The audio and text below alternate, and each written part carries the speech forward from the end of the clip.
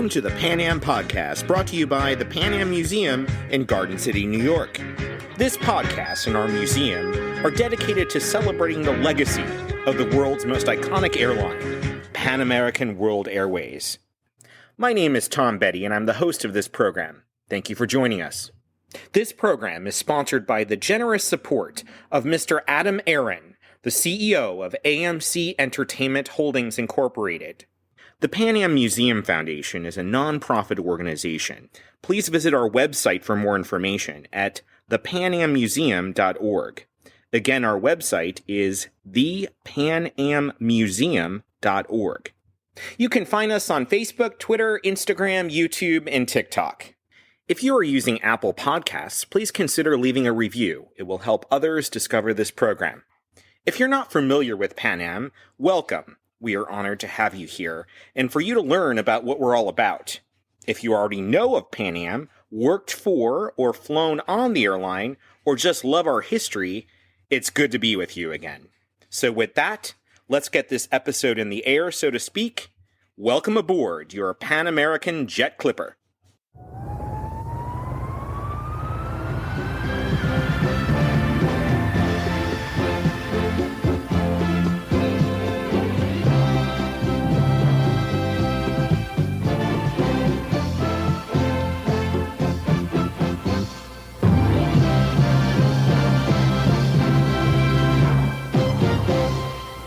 In this special episode, we will be joined by Max Gurney, who is celebrating his 101st birthday on June 10th, 2022.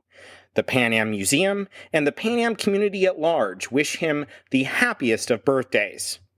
Max is a 45-year veteran of Pan Am and a living legend within the airline community. He is also the godfather to His Serine Highness, Prince Albert II of Monaco. Max was kind enough to invite me into his home for a chat on a recent trip to San Diego. He will tell us about his childhood, serving in the U.S. Army under General Patton during World War II, and then beginning his storied career at Pan Am after the war. But first, here's some background on Max and his incredible life. Max Gurney joined Pan American Airways in 1946 as a ticket counter agent at the Marine Terminal at LaGuardia Airport located in Flushing, New York. Because of his ability to speak 4 languages, he was quickly promoted to sales manager in Dakar, Senegal, with jurisdiction over 5 countries in West Africa. In 1949, Max opened the Pan Am office in Milan and was reassigned shortly after, in 1950, to Beirut as sales manager on loan to Middle East Airlines as part of a management contract with Pan Am. He was responsible for airline operations in 6 Middle East countries, including Saudi Arabia. In 1951, he was appointed Assistant District Sales Manager in Rome, Italy, covering 6 countries, and then transitioned in 1957 to Senior Representative and District Sales Manager for Southern France based in Nice, where he formed a very close personal friendship with Monaco's Prince Rainier III and his wife, Princess Grace, the former American actress Grace Kelly. Their friendship grew so close that when their son, Prince Albert, was born, the prince and princess asked Max to be the child's godfather. In 1972, Max was transferred to Nassau as managing director for the Bahamas, including the Freeport and Rock Sound stations, until the Bahamas offices were closed in 1976. He subsequently became district traffic and sales manager in Oslo, Norway until 1980, and then once again returned to Monaco as Pan Am sales manager. This was because of his close personal friendship with Prince Rainier and Princess Grace. He held this position until the closure of Pan Am in 1991 and assisted with the transition to Pan Am's successor in the market. Prince Albert appointed Max Honorary Consul of Monaco in the San Diego Consular Corps, a title he still holds and cherishes today. Max is a member of the Torrey Pines Rotary Club of La Jolla, California. He is a Grand Officer of the Wine-Tasting Knights of Burgundy, who meet in a storied Dijon chateau each June. Max continues to travel back to Monaco and Dijon, France, each year. To this day, Max remains very close to Prince Albert and his family.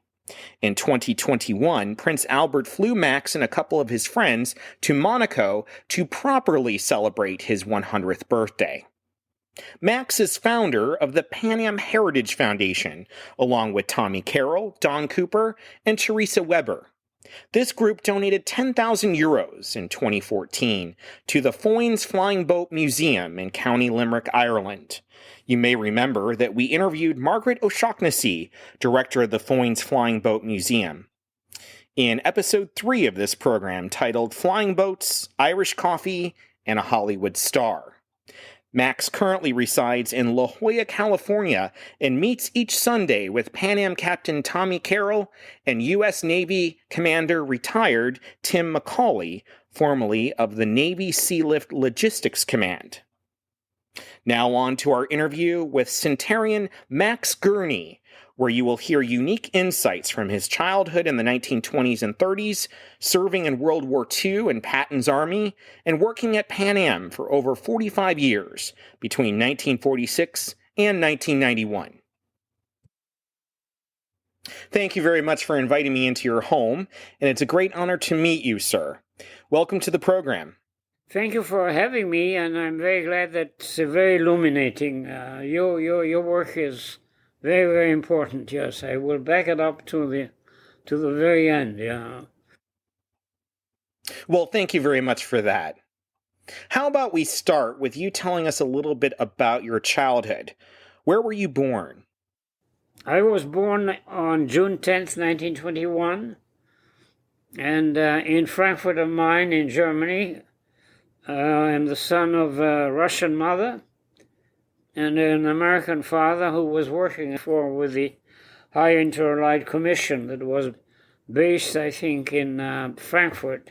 So I spent with my parents a very short time because, as you know, the Versailles project lasted a very long time and it wasn't very successful at the end. But aside from that, we moved out. The family moved out. I had exposures in Switzerland. I went to school in Switzerland. Also, I spent time in Italy and in France and in England. Yeah, so because I had the family in England, and when I got married, thanks to Pan Am, I got married with an English girl. England became very, very important. Yeah. You had mentioned that your father was an American diplomat working on the Versailles Treaty at the end of World War I. Did he know President Woodrow Wilson? He had meetings with him, yeah. But as you say, my childhood was very broad, being with the family very rarely. The only time we were together was in England, really. Anyhow, we came back to the United States in the late 30s, and I went to school I lived in New York. So you were born in Frankfurt, Germany in 1921, over 100 years ago. Tell us about where you went to school. Well, I went to school in Switzerland at the beginning. Switzerland is composed of 3 major blocks: German, French, and Italian. So I went to school on the French side for 3 winters at least. I was going there, and I was very happy because skiing is very good and a lot of outside life. And so that I was born in my first 10 years in very good environment, healthy, and my mother and father always mentioned that I should do as many exercises as possible. I was pushed into the water and swim by myself, which I did. It's my understanding that one of the main reasons you are a great linguist today is because your father sent you to Switzerland to learn Latin and Greek and be exposed to many cultures and languages. Tell us a little bit more about this. Hellenic exposure, yeah, particularly in beauty that I admired both in Italy and Greece, yeah. And I was with Pan Am, I was stationed in Rome, so I relived my younger life, yeah. But I was very attracted by humanistic tendencies in culture. And my father, who was a lawyer, taught me a lot of things. He was very active at the end of World War I and continued to work for the State Department on the Voice of America during the World War II, yeah. Your father sounded like a very important diplomat that worked closely with President Wilson on the peace treaty at the conclusion of World War I. Please tell us more. He was a consultant in drafting some of the protocol to offer the Germans what we thought was a proper thing to do, which we didn't, yeah. But anyhow, that's my personal opinion. And he's in the environment I lived after World War I wasn't exposed to any frictions among people. You know, it was almost like a united group of civilized people, and with some hate for the Germans. But in Italy, too, I had the pleasure in school to learn a lot of things, and I profess now to know some Latin words, but it's too far away now. So I couldn't speak to you in Latin or Greek. So Greek to me, anyhow. So that was a very happy life. I had a mobile.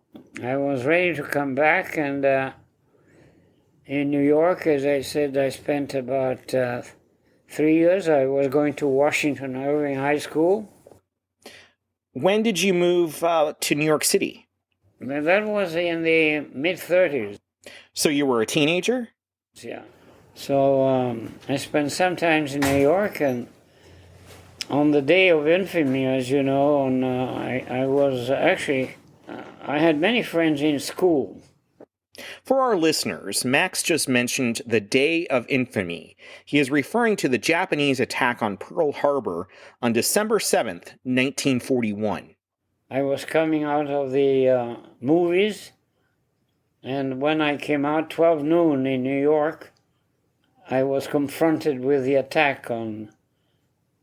I was working, and I had, in daytime, and I was very friendly with a number of students at night, and we formed a group, and we felt very strongly at that time about being patriotic. So very quickly with my friends, we said, well, we were not very good students. I wasn't, anyhow. So we decided to enlist, you know. So I went to the draft board, and they said, don't worry about it, we'll call you. And in about less than a month, as I told you, we were drafted in New York, but sent to Fort Mammoth in New Jersey. And I had a very pleasant life. I had good friends from, not only from Manhattan, you've been there, have you? Mm-hmm.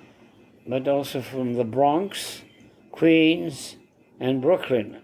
I mention that because getting back to my army life, all these guys in 1942, when we were drafted, and we were drafted in New York, but we had our vaccine. We were vaccinated, and the army attire, a gun. And I remember the first night, Tom, the lights were not out yet, but as these guys were only from New York, these fellows, we don't have to go overseas. We are overseas.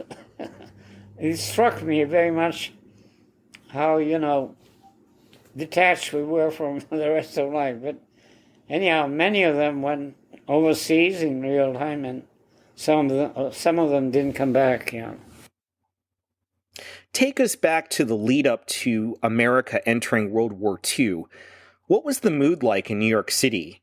Was there a lot of tension in the air? Yeah, I lived in New York, and the feeling, at least in my environment, was that it was very, very difficult from the United States to stay away. And although there was at that time, I remember distinctly the efforts that the administration made in order to relieve the Brits, particularly with supplies, because the war started in Europe in September 1939, so that 3 years to catch up with them, and it took 2 years to do the job to get ready for the Second World War. Did you have any school friends in Germany, Italy, or Switzerland during the lead up to the war breaking out? And if so, were you worried about them? Well, yeah, I don't have many. There was a very nice, attractive girl, I remember. Excuse me to be one-sided. But anyhow, there were a few Americans, I remember. As I said, this was a very nice French school, very well run. The Swiss are good for running good hotels and good schools. And very well spoken. The ambiance was very, very constructive, so that I got a background there that sort of helped me in my later life, because going around, yes, I learned, I didn't learn Swiss because they're dependent, but I did learn Italian, and I did learn not Greek, but French as well, yeah, so, and a very modest, a little bit of Russian because of my mother, but we didn't really speak in Russian, have I? So that was the first part of my life, and it was, as you can gather, I was very, very involved with the currents at that time, and being in New York, I felt that there was this strong support to enter the war. And it was, as you know, the gradual developments that we were forced into it. But what was really striking for me, for people that had never traveled before, as I said, I remember the first day, because the desire to go and fight, Tell us about joining the U.S. Army right after Pearl Harbor.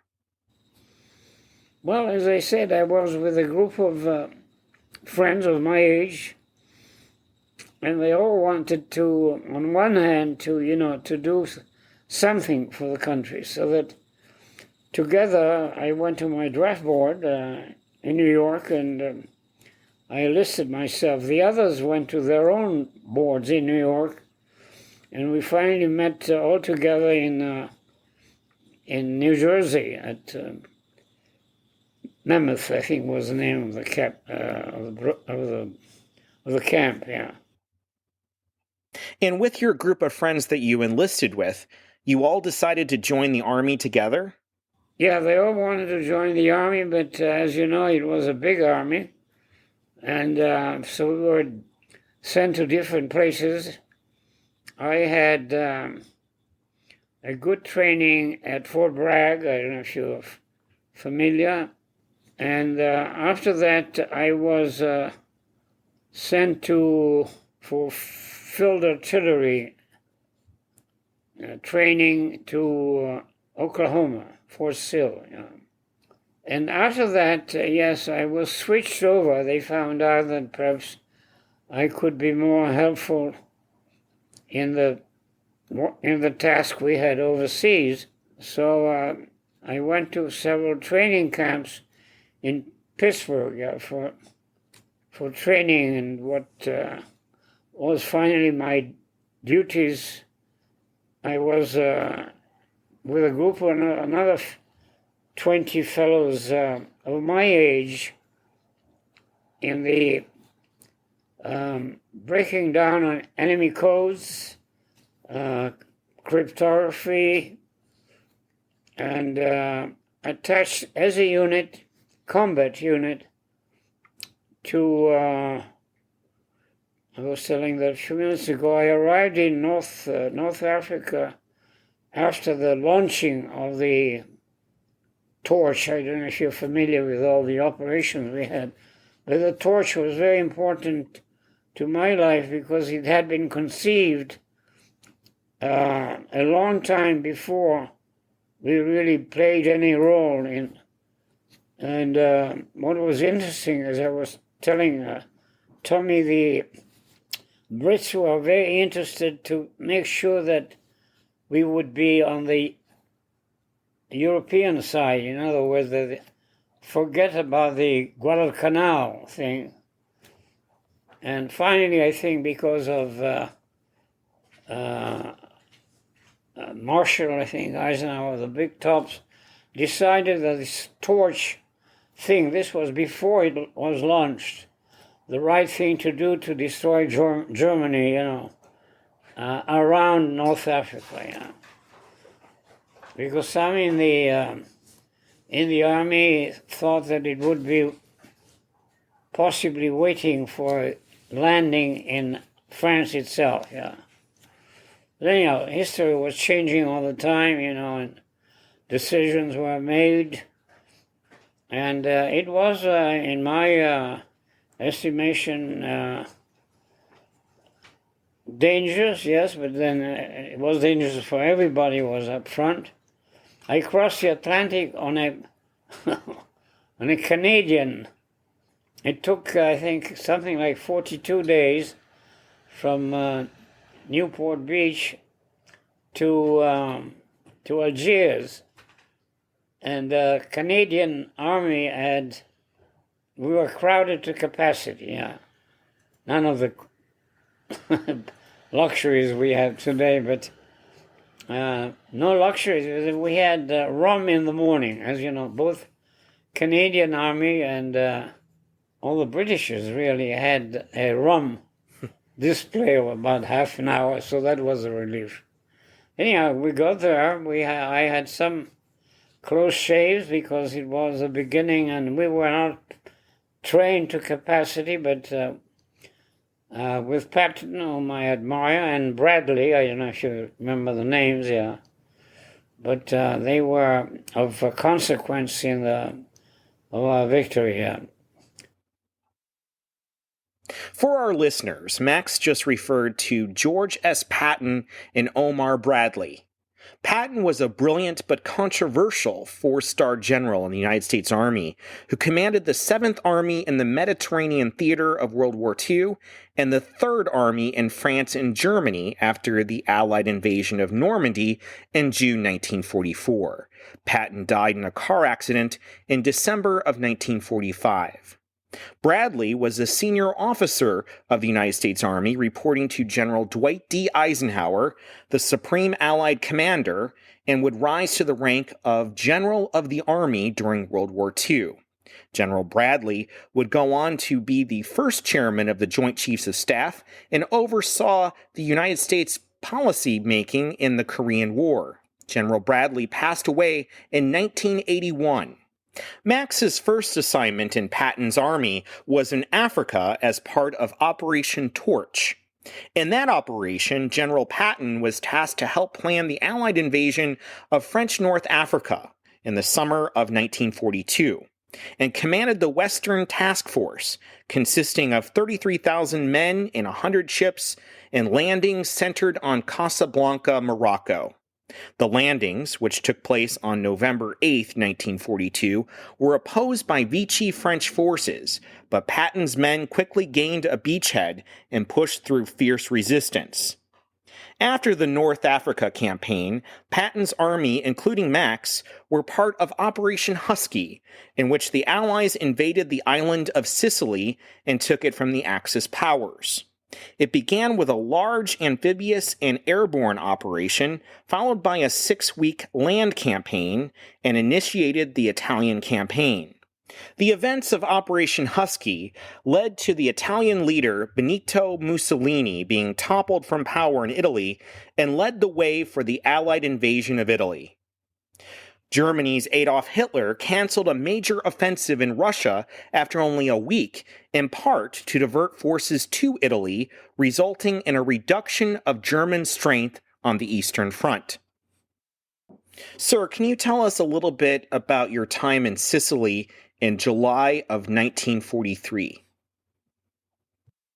We had a very slow time to go back to Sicily, and with several episodes, but anyhow, it was a long Italian campaign that started, as you know, after we landed in Sicily.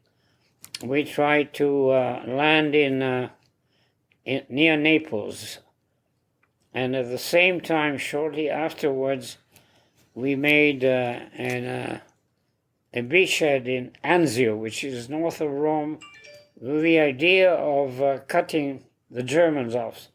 But we didn't. It took time, and a casino was a bloody experience. Many people left the other.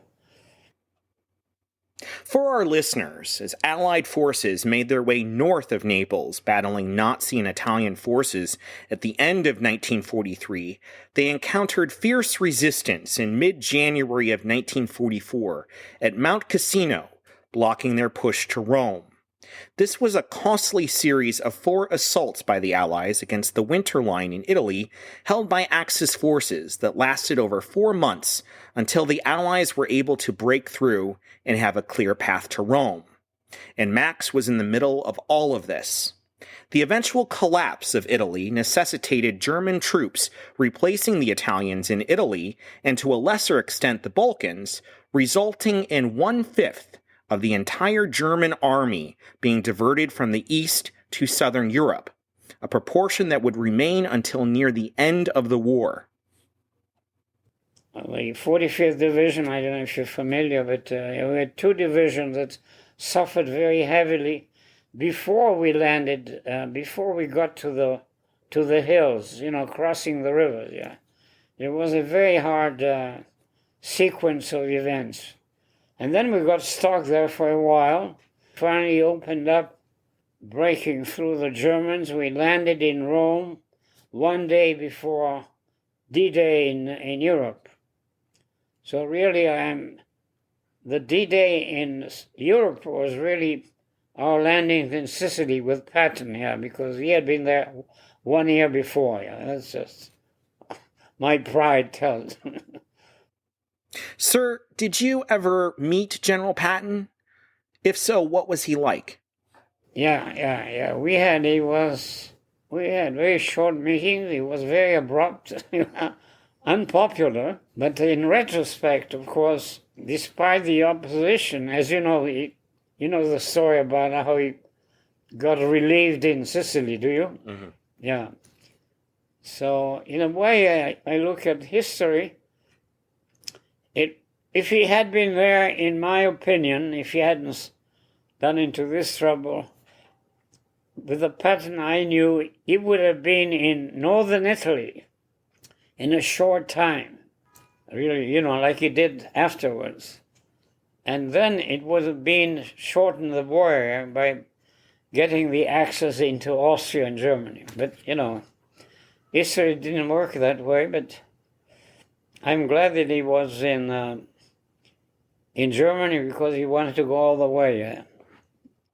For our listeners, Max mentioned an incident with General Patton in Sicily. There were 2 high-profile incidents of Patton striking subordinates during the Sicily campaign in 1943, and resulted in General Eisenhower reprimanding Patton and insisting he apologize to the 2 soldiers and anyone else that may have witnessed the slapping. Did you ever meet President Franklin D. Roosevelt?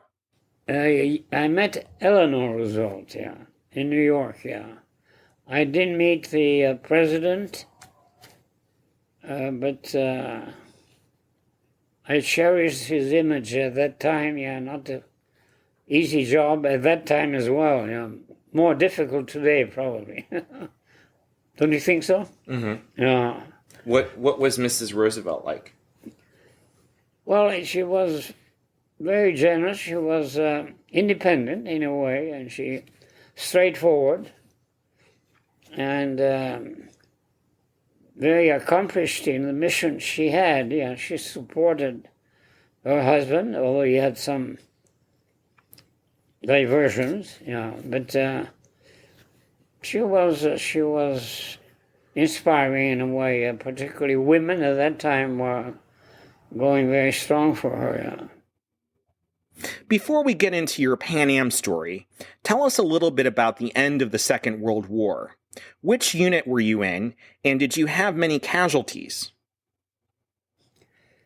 Well, on my original, I can only be precise on the last 84th of Signal Intelligence. We were about 20 people, headed by a lieutenant, and I think we had only one casualty. It was mostly due to the strafing and bombing in North Africa before we landed in Sicily. But otherwise, we all got out of it. And we were so good, they told us at the time when the war was over in Europe, one day before in Germany, they said, we cannot let you go because you're essential. So we were going to send you to Iwo Jima. It didn't work that way because by the time we got to Iwo Jima, the war was over. What was it like when you learned that VE Day, Victory over Europe, and then VJ Day? Tell us about how you found out about it and what you were feeling. Yeah. Well, I found out because that was a good part of the end of World War II. As you know, when we erupted in 1944 into Northern Europe, and the Germans surrendered one day before, so we were very happy because we thought we could go home. But then they said, we will continue. But the feeling was of satisfaction, I should say. I guess everybody really wanted to go home. We had been away for a long time. So it did, but it was, of the unit I was with, Tom, I think that they took, of course they were young of it, and they took the strides with help, and I think it was a happy ending. Yeah. Now we'll get into your Pan Am story. Tell us about what happened after the war. Did you come back to New York? Yeah, I was in New York, and somebody, I think about 2 or 3 years, I was in Pennsylvania for a while, and then when I got to New York, somebody told me, call on Pan Am. They are looking for people that could be enticed in your work. So we did. As a matter of fact, I remember distinctly, we were, at that time it was LaGuardia Airport, and we had a very nice interview with a girl, and we had about 20 fellows that also had just taken out of the Navy, Army, And she said, I have good news for you because Pan Am is losing a lot of luggage. So we think that perhaps you can correct the problem. So you are fine to go back to LaGuardia and see what you can do and straighten up this horrible thing. And in my opinion, it was a little bit overrated, but of course volume wasn't that big, and a lot of misplaced luggage or even stolen luggage, happen. But the good news was that after 3 weeks, this nice lady called us, and she said, "I'm very, very sorry, but we are losing more luggage than before." So she said, "Well, what can we do now?" So I worked at the ticket counter at LaGuardia and operations a little bit. And then they sent me to Dakar in French West Africa. And you were hired by Pan Am because you spoke how many languages? Well, yes, I think they took me on the fact that I could speak French, that I was young, that I could move, I wasn't married. And because at that time, it was American-run, mostly American-run, but they needed, of course, somebody from headquarters. And it was a very large marketing area. It was not just Dakar, where we had a lot of mission coming not only from Pan Am, coming from South America, but also from not only from Europe, because Pan Am had first New York, Johannesburg. So we were learning that 3 times a week. A lot of South American people that used to come on Pan Air to Brazil, was coming on the Atlantic service. So it was a very busy service. We had Constellation airplanes, but we had a capacity of 35 people. So it was limited. Took a long time, but things worked out, and we were very happy because Pan Am at that time was clever to sort of, we didn't dominate our own hometown, home country, but we did dominate the outside of the countries. So we had a lot of leanings with the foreign governments like Liberia, surrounding countries, but we had to cover them. I had to go often to Dakar because a lot of missionaries were going there. So it was busy meeting, and I enjoyed it, in retrospect. And we had, at that time, we had 2 Americans, one American and myself. And then it was the beginning where we could train some of our foreign friends, and they took over some of the weight we had. But it took time to get them trained. And after Dakar, I opened, this is very interesting, because in the interest of Pan Am, the right decision was taken. They'd like me to take open of the station in Milan, Italy. Quite a change. This was dominated by TWA.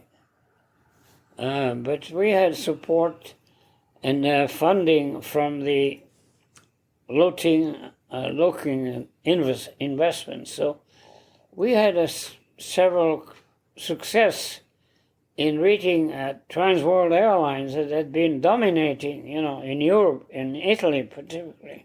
But although we didn't have access to our own country, which was very dominating by the fact that they could travel from St. Louis or Cincinnati, whatever, and try directly to.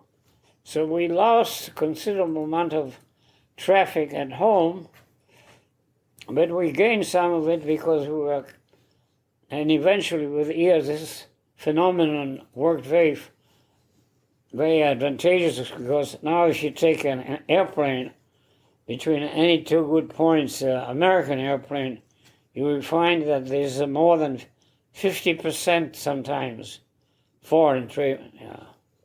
When I started with Pan Am was carrying only was carrying more than 55% on our routes, yeah. But then it changed, yeah. Did you ever have a chance to meet Juan Trippe or Charles Lindbergh? Yes, I did meet Trippe, Juan Trippe. I did meet him at the airport because he had his own airplane at LaGuardia flying to Washington, yeah, on business. Over the years, I met one and his family, yeah. And Lindbergh, yeah, Lindbergh, I met him and I tried to get help from him as he was a vice president of Pan Am. Dakar, you were there in the early 50s, correct?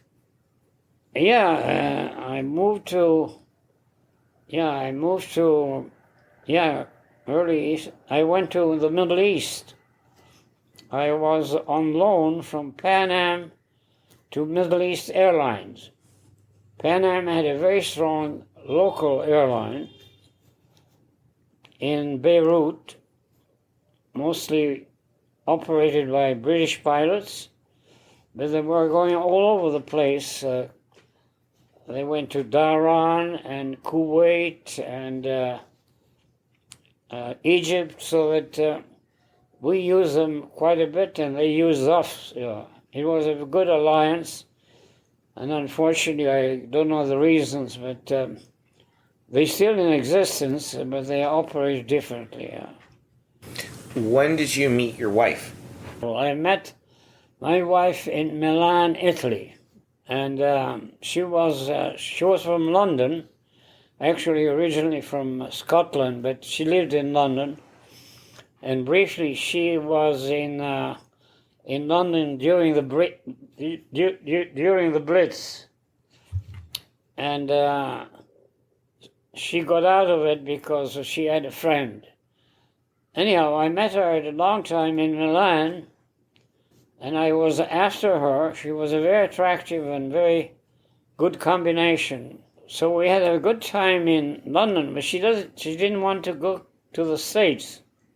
So my great accomplishment is that after we got married in Portofino, I said to her, maybe it's time for you to go and be pregnant in the United States. She said, never in your life. Well, but anyhow, she acquiesced, and I was very lucky because she flew on Pan Am alone the first time. She got to New York, and my mother didn't meet her at the airport. She went to the Rockettes, RKO. So she did have an afternoon by herself, but she finally got home.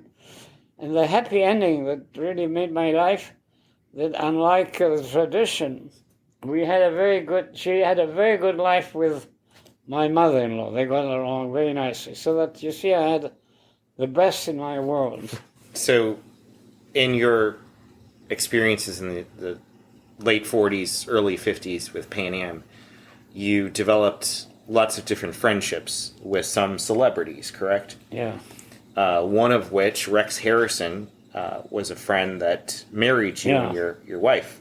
Can you tell us a little bit about the background? Yeah, well, briefly, Rex Harrison was in the movie picture before she married me in England, yeah. So she met briefly Rex Harrison, and it just happened by, she didn't know she had property in Portofino on the Italian Riviera. She just happened by mistake that she was in the environment just when I got married, so I asked her whether she could come to the civil ceremony. And so he did, yeah. Let's talk about Monaco. You were sent to Nice to become Pan Am's district sales manager for southern France and became close friends with Prince Rainier. Tell us about that.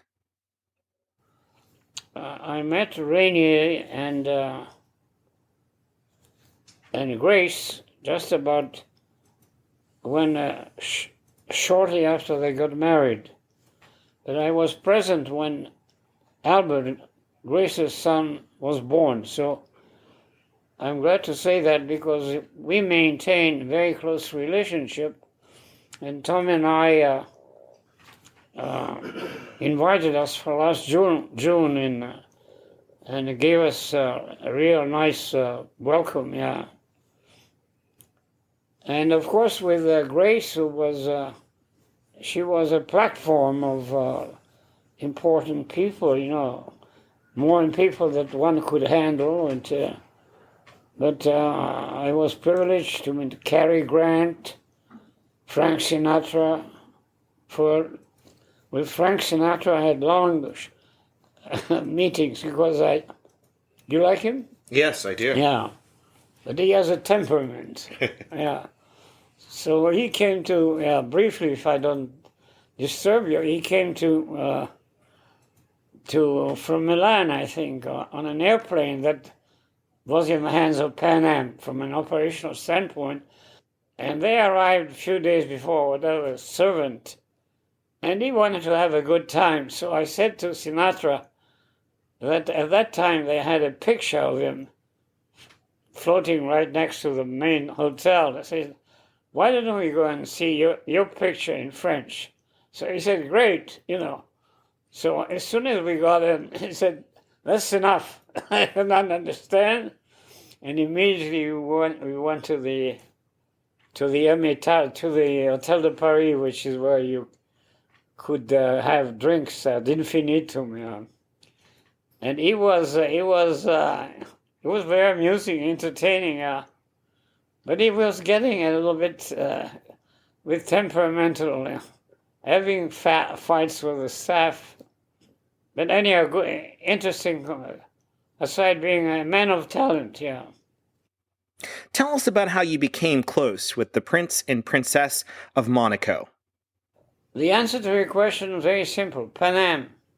Yeah, because I had a precursor there in Nice. We were based in Nice.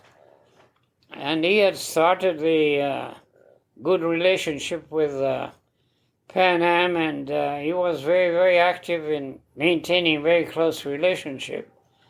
So he said to me at the beginning, don't forget Monaco, they're very important. So I cultivated, I was close in Nice, halfway between Nice and Monaco, and I had easy access to Monaco when I was there because I had two different assignments. I had one assignment in Nice, and when Pan Am closed Nice, I went to the Bahamas.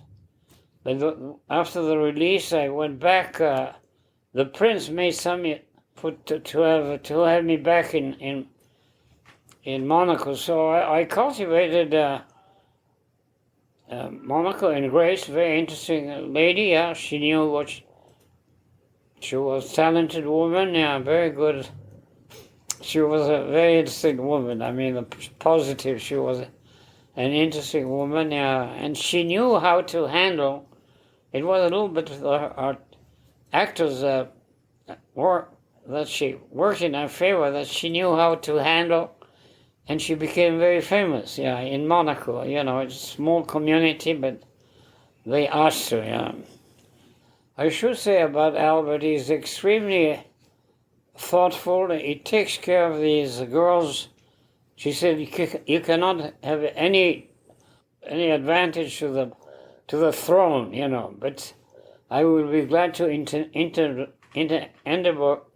irritate to accept in the castle, and so he's very thoughtful, and he is very, very close and competent about the ocean. He got involved very deeply because he knows the oceans, about research in oceans, and he's fighting with the pollen to get, associated to climate change.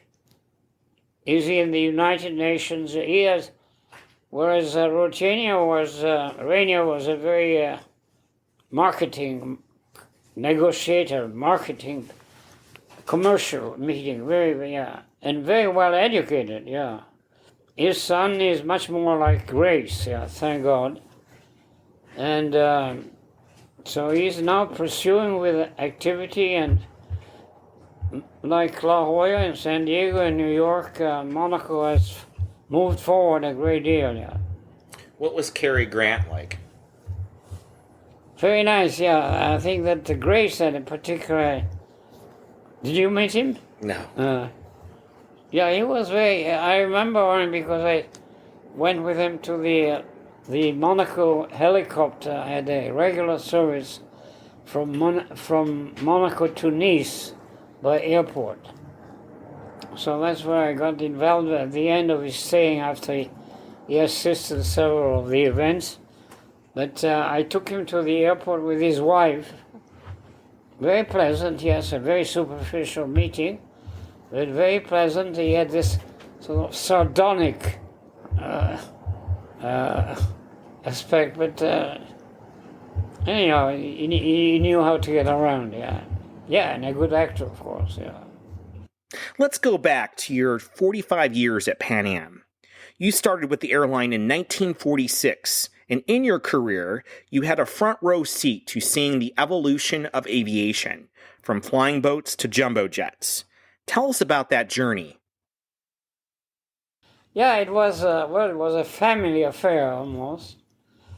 We were at the LaGuardia Airport. We had very good people in operations that really handled the airplane.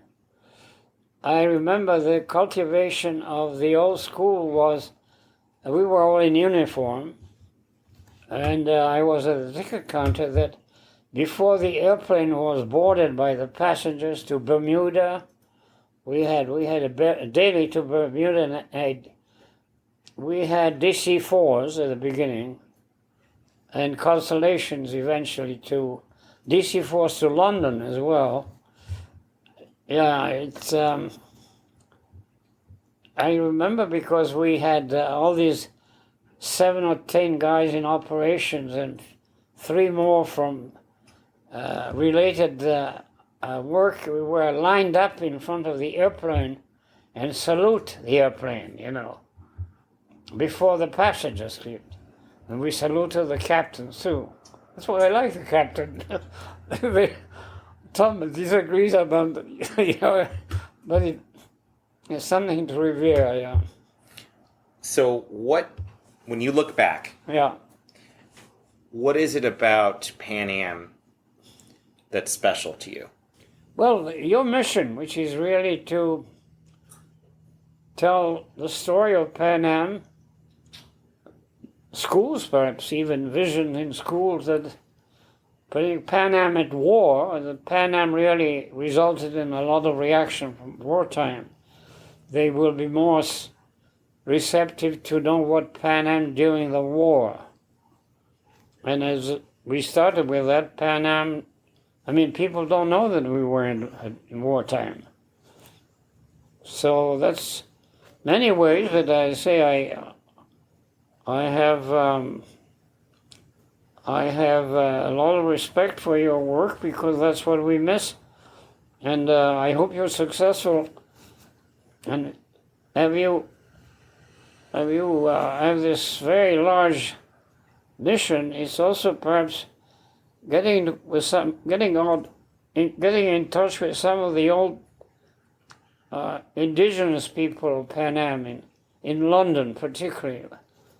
They have also a history to say, yeah, because they have been on, and in the Middle East and in the Far East, right?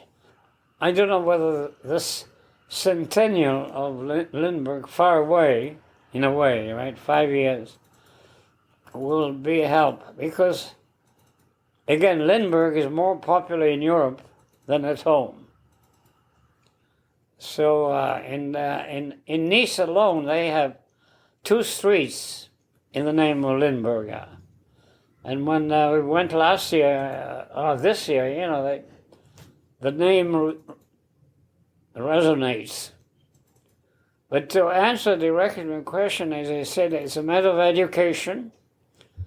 It's a matter and I think the way I judge people at home is that they're very receptive. receptive, yeah. I mean, there are so many things to absorb in the communications of the world today that even if you're not inclined to have some interests, you're sort of circumvented by other things. But schools, I think, are important with the younger generation, yeah, and support you in your drive, yeah. And Pan Am had, of course, in long haul, as you said. I'm glad you mentioned we had these around the world. I remember at the beginning of my LaGuardia airports, we offered around the world. We had 2 days, 2 daily flights, one from New York around the globe to San Francisco, and one airplane from San Francisco to for $1,200 round trip. Yeah, but yeah, that's a lot of ground. I think it's part of the technology worldwide, and particularly home, of the advances we have made in so many fields. Pan Am likewise has sort of, until its death, followed that principle, yeah. Even in advertising, they had really such, what always was impressive to me, that good choice with advertising. And worldwide, we had an agent who was very good, but sometimes they made things that could not be exposed to the public, words or whatever. Yeah.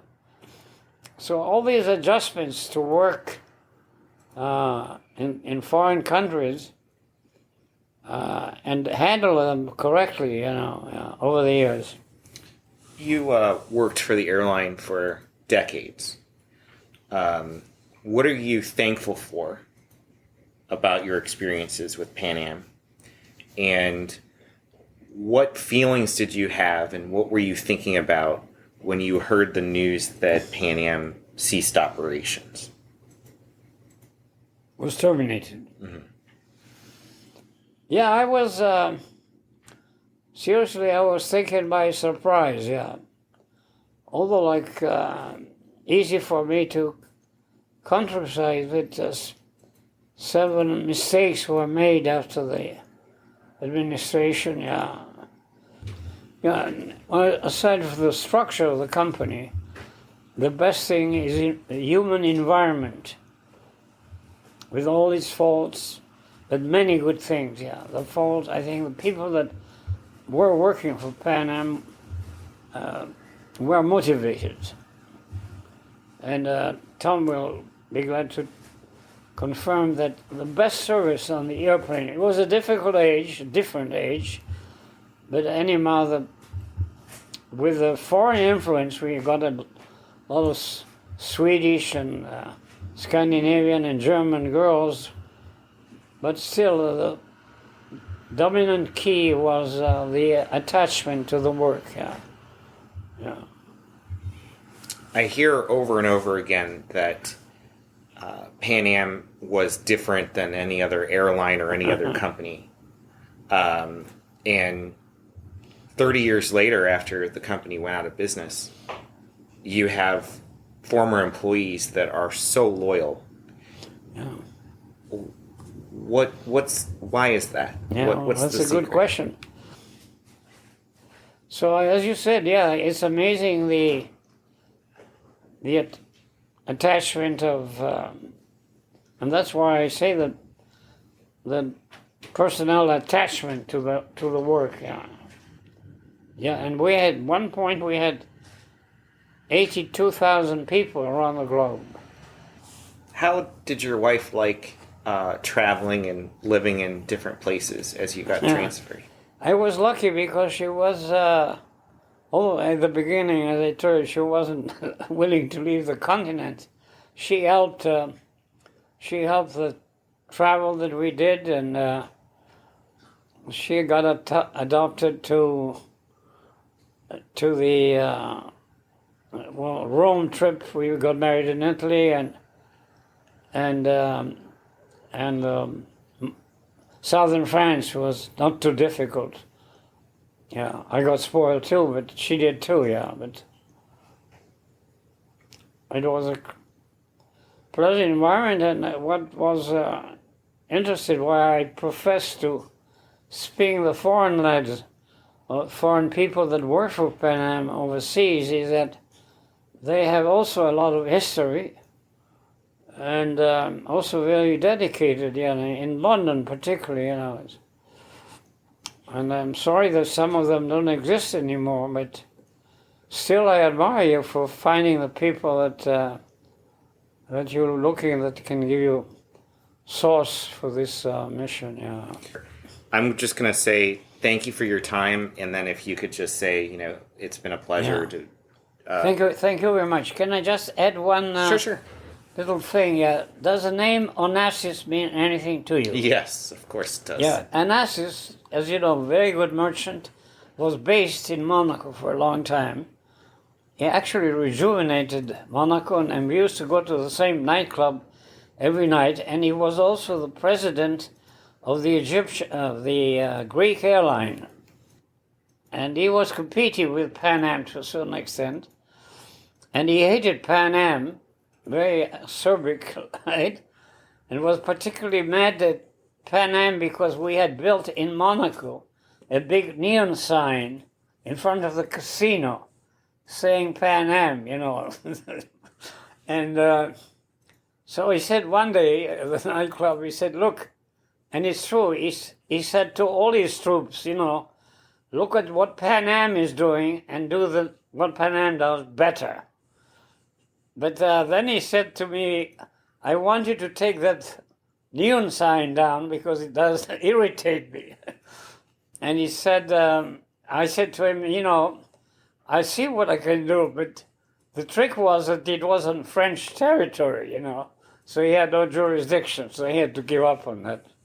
And the sign stayed. And the sign, yeah. The sign remained until the very end. So thank you so much, sir, for your time. It's been a pleasure, and thank you for inviting me into your home. Well, thank you, Ed. I hope it helps in your mission, Excellent. Thank you so much. Thank you.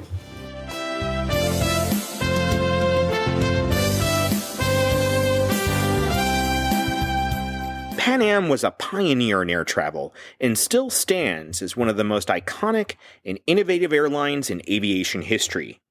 That legacy lives on at the Pan Am Museum in Garden City, New York, where you can explore the rich history of the aircrafts and individuals at the heart of the company known as the world's most experienced airline.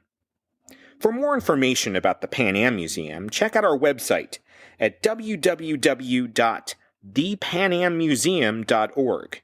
You can also find us on Facebook, Twitter, Instagram, YouTube, and TikTok. As was once a tagline in one of our commercials, we would greatly appreciate your support to help the Pan Am Museum continue making the going great. You can also support the museum by shopping on our online store for all things Pan Am, accessories, apparel, jewelry, books, models, and posters. We want to hear from you. If you have a question for us or want to share your story, our email address is podcast@thepanammuseum.org. As flight crews once said to passengers departing for their destinations around the world, thank you for flying, Pan Am.